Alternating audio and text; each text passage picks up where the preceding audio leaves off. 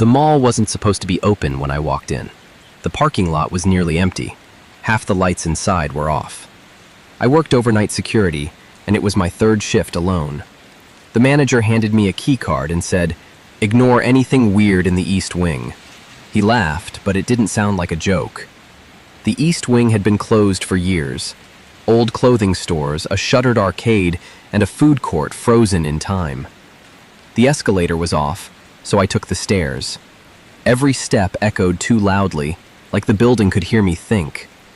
The smell changed. Dusty carpet, old grease, something faintly sour. I told myself it was just mold.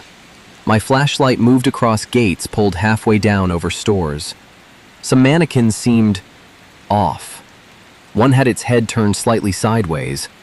I didn't remember it facing that direction before. I kept walking. 10 minutes later, I heard footsteps behind me.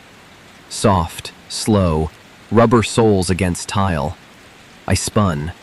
Nothing. Just empty stores and a blinking exit sign. I laughed, mostly to fill the silence. The radio crackled, but no one spoke. Static stretched out longer than it should have. By the jewelry store, the gate was raised about 2 feet. I crouched and shined my light inside. The air felt colder. Glass cases were empty, but a chair was pulled away like someone had stood up suddenly. The floor had fresh scuff marks. I told myself the crew must have been working earlier. Still, I didn't crawl under. I stood up. Footsteps again. Closer this time. I turned, flashlight shaking. Nothing. But I knew I wasn't alone. I rushed to the food court. Dim lights cast long shadows over overturned chairs. One table had a soda cup with ice floating. Someone was here. I called out, voice echoing weakly. No response. Metal scraped behind me. A security gate slowly lowered. No motor sound, just gravity. Fingers wrapped around the inside of the gate. They disappeared when my light hit them. I froze. My radio blared. "Don't go inside." The voice sounded like my supervisor. He wasn't scheduled tonight. I asked, "Where are you?" Static answered me. I ran toward the exit. Halfway down, every overhead light flickered on. At the far end, someone stood near the escalator. Tall, still. I called, "Mall's closed." They didn't move. Slowly, they stepped backward onto the escalator and disappeared. I reached the security office, shaking. Cameras? East Wing offline. Except the jewelry store. It showed someone crawling under the counter, looking straight at the camera. I leaned closer. It was me. I turned. The office door was open behind me. I didn't remember leaving it that way.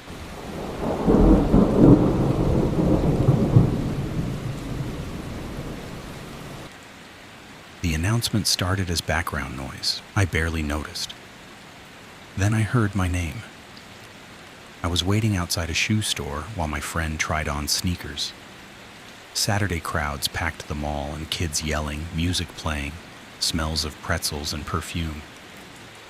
Then the speakers clicked on. "Attention shoppers," a calm voice said. "A lost child named Daniel is looking for his father, Michael." My name is Michael. Daniel is my son's name. Except, I don't have a son. I froze. I shook it off. Common names, I told myself, but the announcement repeated every 10 minutes. Same voice, same wording, each time skin crawling. We walked toward the food court. I noticed a little boy standing near a kiosk.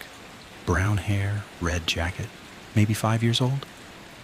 He stared directly at me, not smiling, just waiting. I slowed down. He didn't move.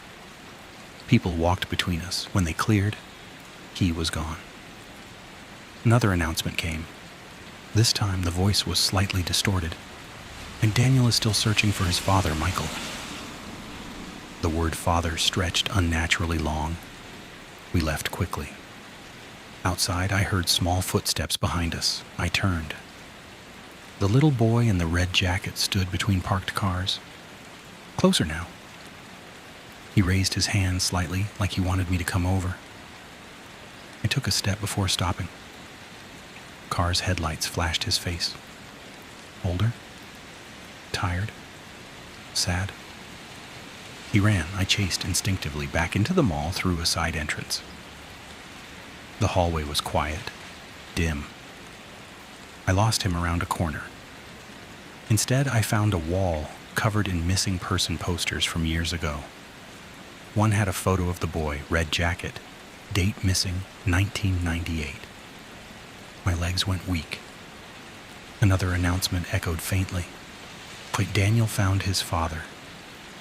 A whisper behind me. Thank you. I turned sharply. No one, just empty hallway.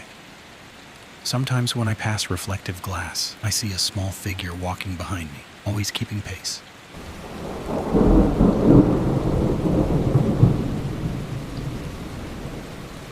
I took the overnight cleaning job because it paid more. Manager said it would be quiet. Just me, a mop, and empty halls. He forgot the parts that weren't actually empty. The first night felt normal. Dim lighting, humming escalators, distant HVAC. Peaceful at first. Until I noticed a trail of footprints, bare feet, wet, leading toward a closed department store. I followed slowly, telling myself, it must be another employee. The footprints stopped at locked glass doors. No one inside. I wiped them away and kept working. The second night, the intercom clicked randomly. Soft breathing, then silence. I reported it. Maintenance said the system was offline. It didn't make sense. Around 3 a.m., the mall felt different. Colder, quieter, like it was holding its breath. I heard a shopping cart roll somewhere in the distance, a metal rattling softly. I followed the sound down a hallway. A single cart sat in the middle, inside a pile of damp clothes, smelling faintly of chlorine. I pushed it aside. At the far end, someone stood, a man in a janitor uniform. I assumed he was new. Hey, I called out. He didn't respond. I walked faster. He turned a corner. Hallway empty. Blank walls, no doors, no hiding spots. Later, the employee roster showed only me scheduled overnight. The third night was worse. Security cameras tracked me automatically.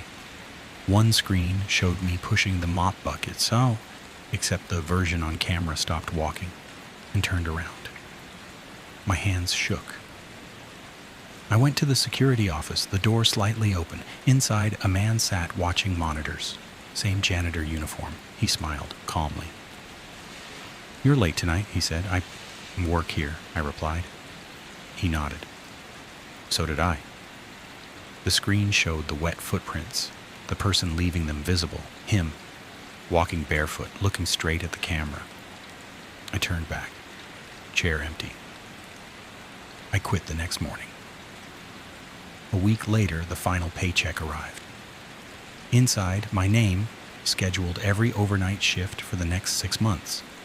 Under supervisor name, previous cleaner.